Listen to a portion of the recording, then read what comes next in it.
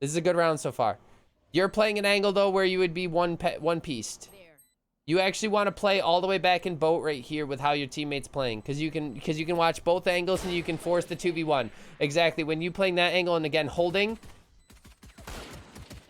Oh boy. Oh, what did I just watch?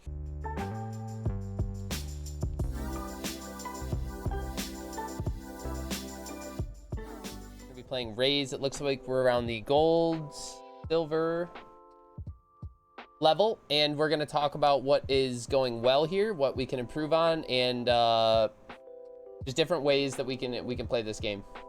Happy early birthday to Bruiser. Bruiser, people are saying happy early birthday to you, bud. Oh, he's out back there. It looks like we are going to be playing Raze. So our team comp that we have a Sage, which is kind of cool. We have a Smoker. We have Omen as a smoke, as well as, I guess you could argue, Jet.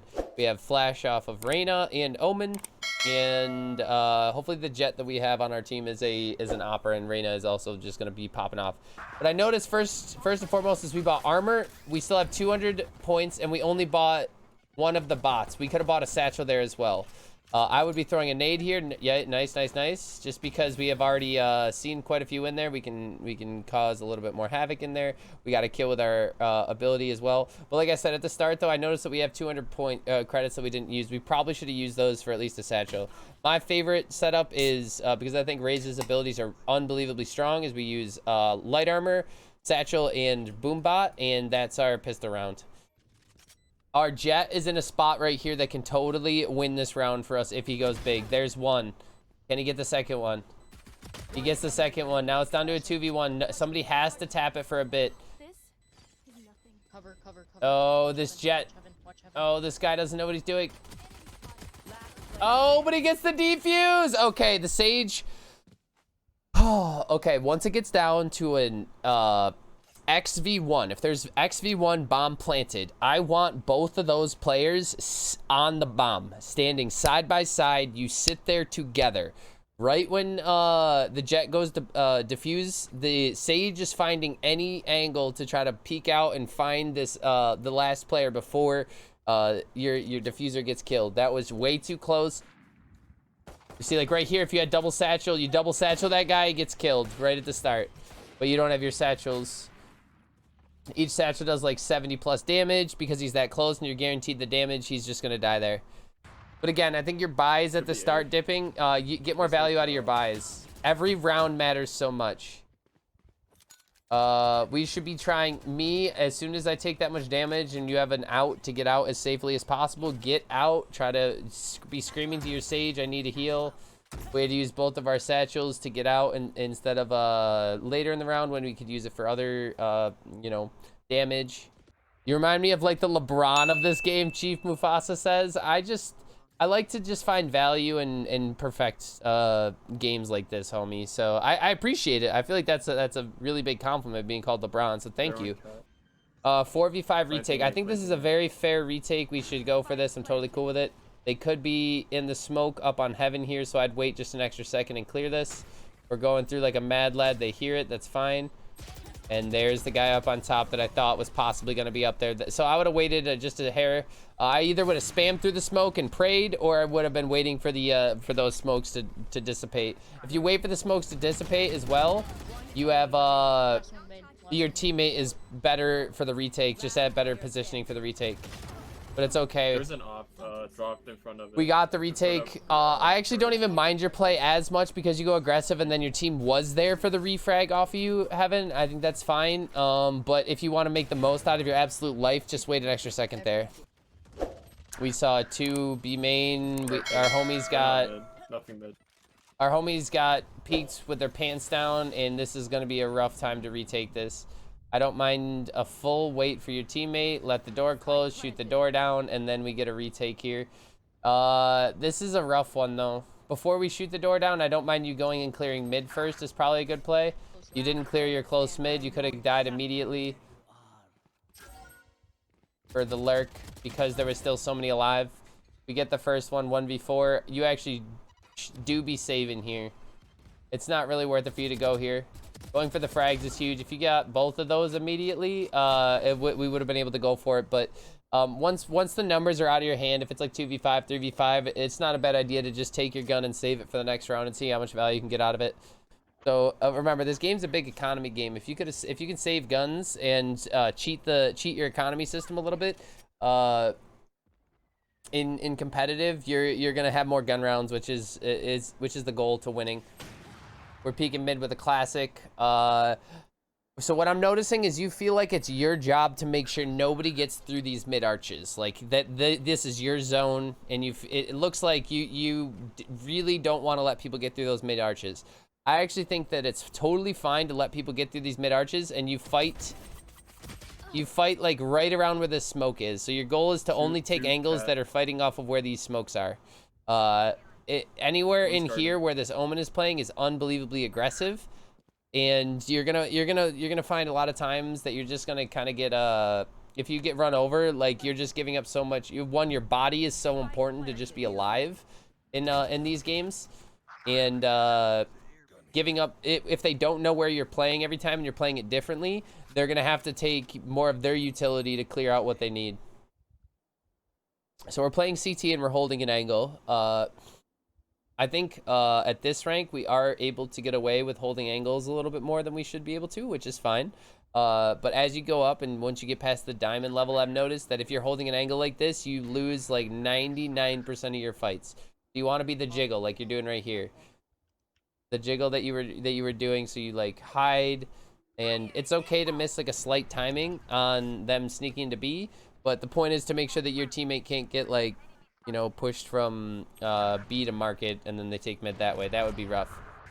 Okay, that was a really scary round that I could see us losing very easily. The dude was opping and everybody was peeking one at a time into his crosshairs, which if we just are adding our math up together, our logic math up together, we're only having chances to lose that. If we have a 2v1 and then we both peek him together, he can only shoot one with the op at a time, right? Yes, there's collats, but the point is not to be in angles where they collat. But if you swing together, slightly staggered, you guys win those and you're not going to run into issues where we're going to just get collatted and owned there.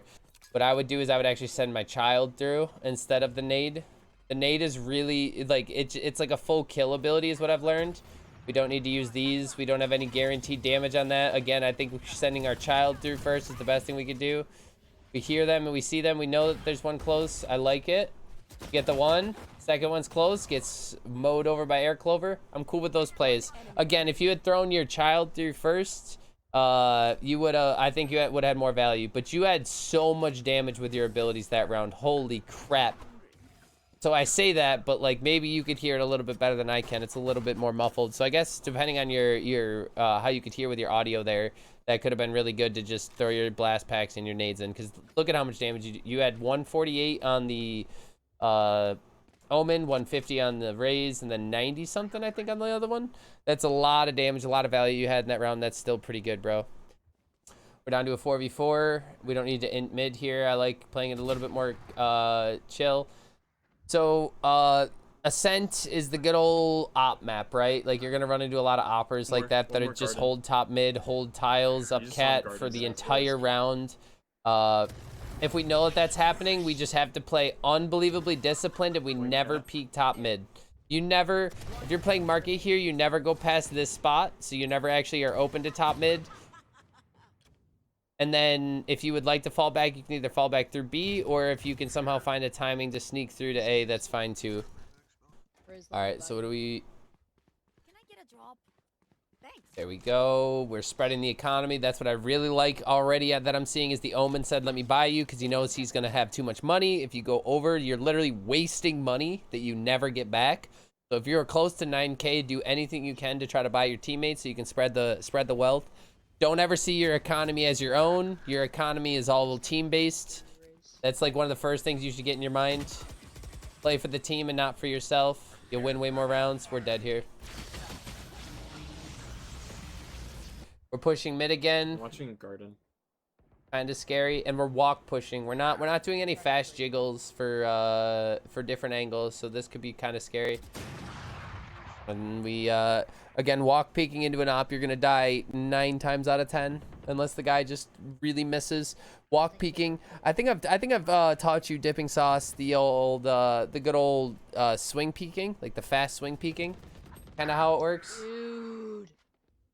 Okay, we got the Cypher Trap. 5v2 right now. We don't need to do anything too crazy. We can win this round just by playing the time and making sure that they plant the bomb. Like, in a 5v2, I literally don't mind if you guys all get together and literally give them a site. Like, just so we're being clear, I'm totally cool with them literally planting the bomb, because then we know where the last two are going to be 100% of the time. They're both going to be together almost always and almost always on the site. Air Clover should be able to buy you here. He does, and we have a full buy for the last round. This is nice. 7-4. Looking good. I thought it would be a free kill. No.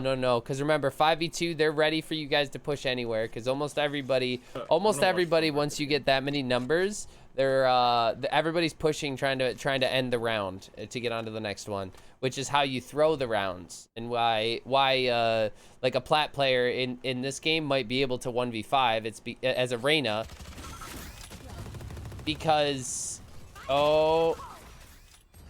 okay, their last ones are really lit. You did 114 to the Omen. We can let them know that the Omen's one shot, and then there's one left side. We heard him reload B main. We heard him right there. Yep. Jet right there. It's you guys had numbers. You guys have every reason to win this round, but we are peeking one at a time and not trading. The importance of trading, I cannot begin to explain how important it just, if you guys are trading down when you have numbers, you guarantee every round. Getting the first pick in a round should be huge. Huge. But it's okay, you guys cleaned it up. 8-4. Let's go. So it is an 8-4 half. It looks like we are going to be pushing B here. So they do have a Sage and a Raze. So if they're good and they hear you guys right away and they Sage slow into a Raze nade, that's a 5K, and you guys look a little silly. So you gotta play a little bit spread out and have some people that are kind of ready to dodge all the utility coming. Really good use of your bot there. Again, we still have 600, so we didn't buy armor or the other double satchel. Which, if you double satchel up into there, you literally might get a double. You might get a kill. There's a kill though, like we said. Still one backside. 3 bullets. Backside and unknown. It's a 2v1 backside. 2v1 backside. Just take them together. That's what matters. There we go, baby. Little bit staggered on the peaks together, but we took the 2v1. That was good, man. Good job. So, again, if you're playing Raze, your abilities are broken AF. Be willing to ball out for your abilities over, like, anything. Like, even on my super save rounds, like, if it's a full save round, and I can guarantee enough money next round while buying full abilities the round before, well, with no armor and no gun, I will do that instead. Because your abilities are broken. Like I said, I think they're way too strong, and you always want your satchels. You always want your child bot. Way too strong. So again, that'd be the biggest thing I've noticed so far for your pistols. Throwing the child through the smoke, that's cool. It goes all the way backside. We see one in CT. And the bot is going after him. Go bot! Bot was going ham. We see the camera, but we're not shooting it. We can see it on the mini-map if you're unsure where it is. There's one still on site. He gets killed. Dead. Nice. 3v2. Sage needs to heal herself and has res. But we're all going to play site together. I like all three playing site here because it is a 3v2. If you guys trade it down correctly, you guys guarantee this round. We know one CT. Omen is, you peek with him. Nice. Good trade. 2v1. So that was perfect. Now we're down to a 2v1. We need one more trade. Perfect. Absolutely perfect. This is a good round so far. You're playing an angle, though, where you would be one-pieced. You actually want to play all the way back in boat right here with how your teammate's playing. Because you can watch both angles and you can force the 2v1. Exactly. When you playing that angle and, again, holding... Oh boy. Oh, what did I just watch? But so what you could have done, the best thing you could have done there is fell back into boat as fast as you could, because when your teammate's playing up there, you want to force this dude into a spot where he goes in between you guys, so he falls into your crossfire is what it's called.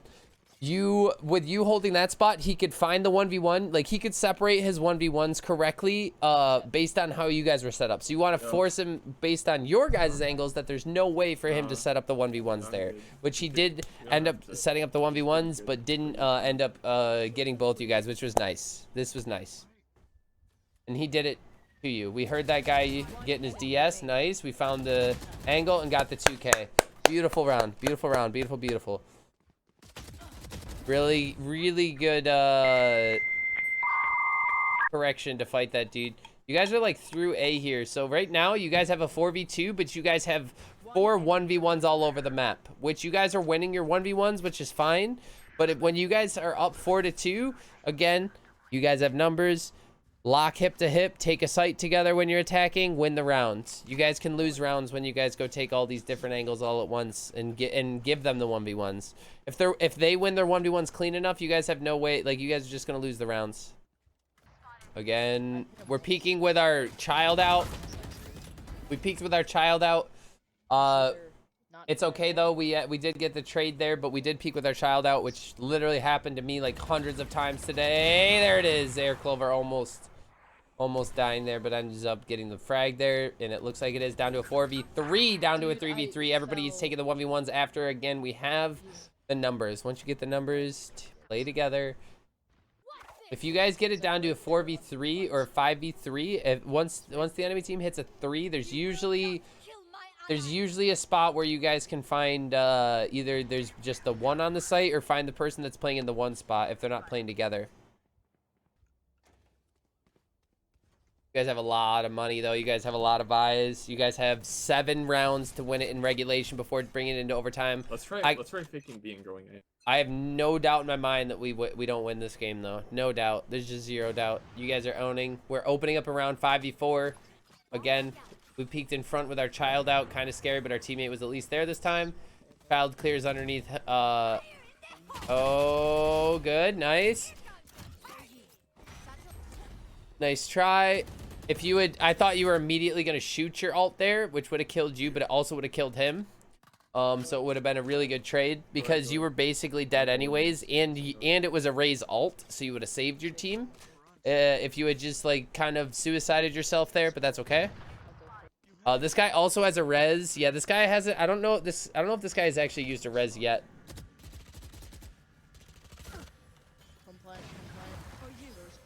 Good. Even though they didn't get the frag there, they probably should have. He still got the heal off and stopped them out. We'll take it. 3v2 now. He has a wall in slows. He's not using them. He should throw a slow either at heaven, throw a wall at heaven. I don't care what he does. 2v1 though. Let's see how it goes.